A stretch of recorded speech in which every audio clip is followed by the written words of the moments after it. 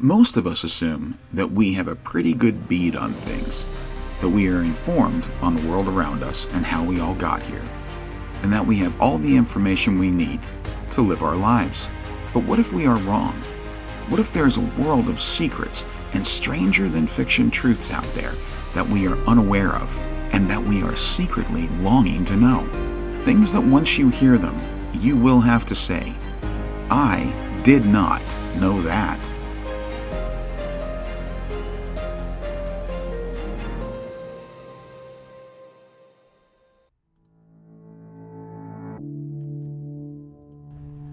The computer and cell phone are so common in our lives today, it seems impossible to think of what life was like before them. How did it all start? With a handful of beads. And how long ago was that? Longer than you might think. Let's set the Wayback Machine. The year, 2600 BCE. The place, China. The invention, the abacus. The abacus was invented by the Chinese around 4,000 years ago. Its beads are moved according to certain guidelines to complete arithmetic computations, and it is considered the grandfather of the modern computer. And it would remain king in one form or another until 1842, when Charles Babbage conceived the analytic engine, but it was too complex to build at the time. A year later, Ida Lovelace, a mathematician and writer, is considered the first computer programmer for her notes on Babbage's analytic engine.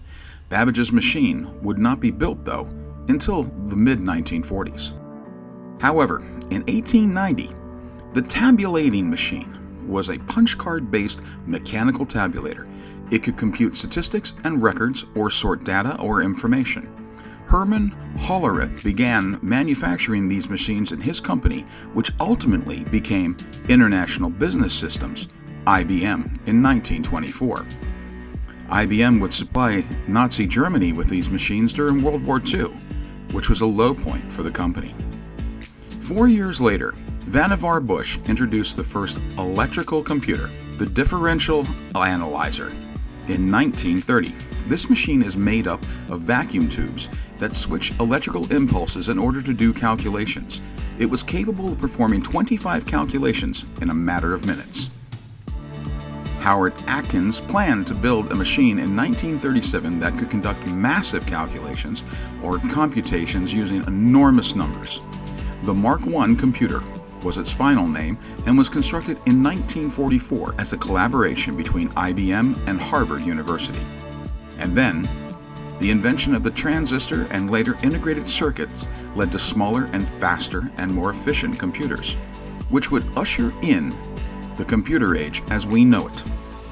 Fourth-generation computers, from 1970 to the present, began with the development of microprocessors, which led to the creation of personal computers and the widespread use of computers in various fields.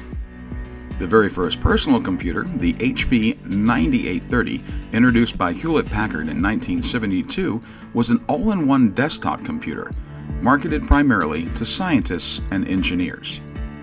And then, with the development of the BASIC language, computer programming was easy to learn and use. Yet, it all started from just a handful of beans and some metal rods, all those years ago.